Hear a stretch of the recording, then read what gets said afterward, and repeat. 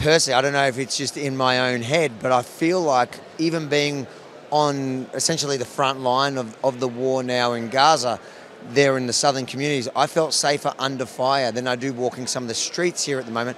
Do you guys, or do people from the Jewish community have similar fears? I'm not surprised that you feel that way. And frankly, between you and me and whoever's listening, my family and I are seriously discussing moving back to Israel because you're right. At least we know that the winds won't change over there. It will be a Jewish state and they'll protect the Jewish people. Here, who knows anymore? How long have you been in London?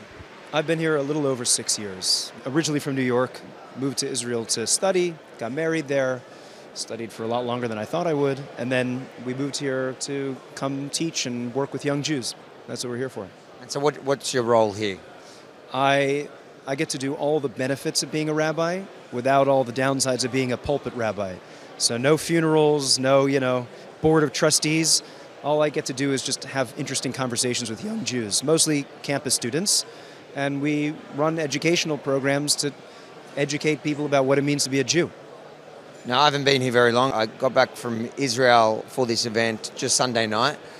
But something that personally, I don't know if it's just in my own head, but I feel like even being on essentially the front line of the war now in Gaza, there in the southern communities, I felt safer under fire than I do walking some of the streets here at the moment.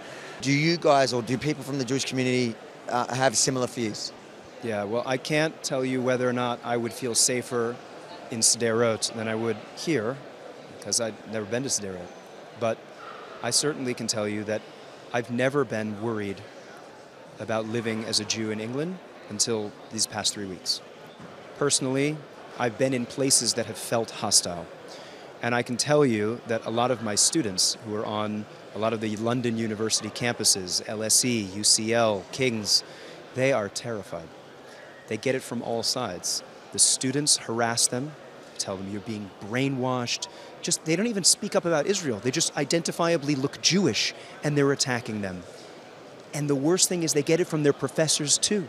The professors, they're not politics professors, they're nothing. It's like your art professor gets up right at the beginning of the class and says, I can't start this class without saying how tragic I feel and how terrible it is for the children of Gaza who are being massacred, with nothing to say, radio silence about Israelis who are also massacred, right? I think it's so repugnant for somebody in a position of authority, like a professor. Education is supposed to teach you how to think, not what to think. These people are confirming all the worst biases that these students have. It's so, so tragic. One of the things that really stands out to me is, you've seen massive rallies here, 100,000 people they reported on the streets, and you see jihadi flags openly being waved. But an odd alliance that I think we've seen over the few years, but it's really standing out now, between, far left, either socialist groups and LGBTQ groups waving their flags in there. What's your reaction to what I can only describe as an unholy alliance of, I don't even know what they have in common? Yeah, well, the simple answer is it's the oppressor-oppressed narrative. I would say it's probably something that's been imported from the United States, where if you're the right kind of minority, then you automatically have permission to do whatever it takes to punch up and to gain equality, right? So that, I think, is the justification for some of the worst. I mean, people are literally justifying murdering families. And the reason why they're saying is because put it in context. Look at the sentence should stop there. You're trying to contextualize what those people did. You and I no longer speak the same language. That's a different morality system altogether. So I think what we're seeing this from is coming from this let's call it Judeo-Christian value system that used to be the basis for Western society.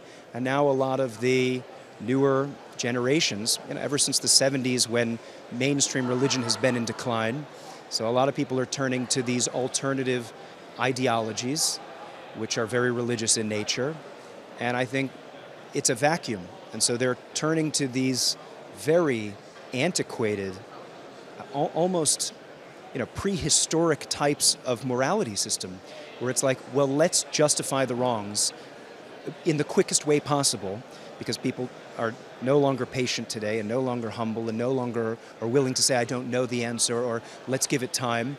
Let's just find the quickest way to just break even, whether it involves violence, but what they don't realize is you're winning the battle and losing the war. Because one day you're going to be on the other side of that equation, and people will use your arguments right back at you. So it's terrifying.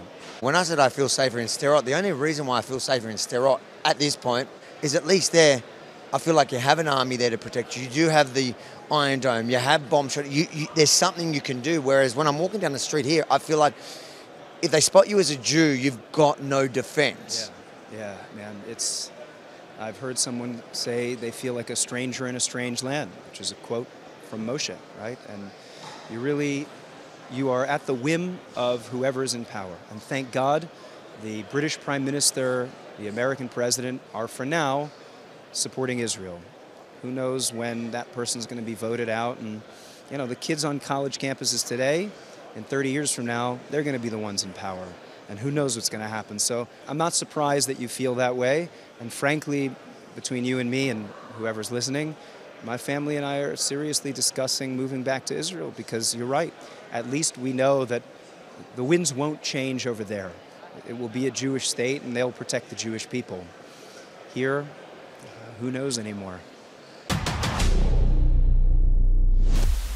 If you enjoyed this little interview that I've just recorded in London, yes, I'm in London. I've gone from the Israel-Gaza border to the ARC Forum here in London. If you enjoyed it, make sure to like, comment, but most importantly, share it far and wide.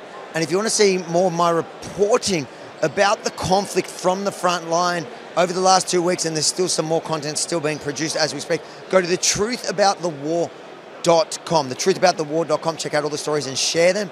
And I'm doing plenty of other interviews here at the ARC Forum. They'll be produced and published over the next few weeks. But in the meantime, while the war is still raging, the ground operation is underway in Gaza, we'll make sure to put out these stories first. Thetruthaboutthewar.com.